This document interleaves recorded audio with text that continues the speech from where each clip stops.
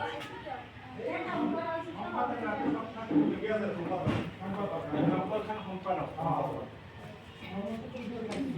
মই আপোনালোকক সুধিম যে এই উত্তৰ বুঢ়ীখামাৰ আঁচনিৰ যোগেদি আপোনালোকৰ ঘৰে ঘৰে নলযোগে পানীৰ ব্যৱস্থা কৰা হৈছে।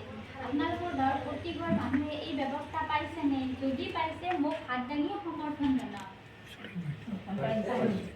আৰু এই বুঢ়ীখামাৰ আঁচনি যিটো আমাৰ উত্তৰ বুঢ়ীখামাৰ আঁচনি আছে, এই আঁচনিৰ জৰিয়তে গাঁৱত থকা স্কুল, অংগনবাড়ী চেণ্টাৰ, আপোনাৰ মছজিদ, মন্দিৰ এই অনুষ্ঠানবিলাকতো এই নলযোগৰ ব্যৱস্থা কৰা হৈছে।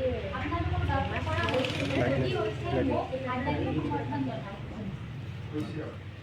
আৰু চাব আপোনালোকক এই আঁচনিৰ জৰিয়তে বিশুদ্ধ পানী দিয়া হৈছে। এই বিশুদ্ধ পানী আপোনালোকক নিয়মিতভাৱে পৰ্যাপ্ত পৰিমাণে দি আছে নে? প্ৰতিদিনে দিয়ে নে?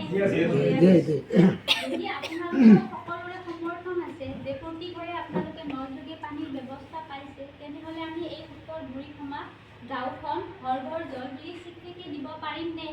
আপোনালোকৰ সমৰ্থন আছে নে? তেনেহ'লে আজিৰ পৰা এই গাঁওখন ঘৰ ঘৰ জল হিচাপে আমি স্বীকৃতি দিম।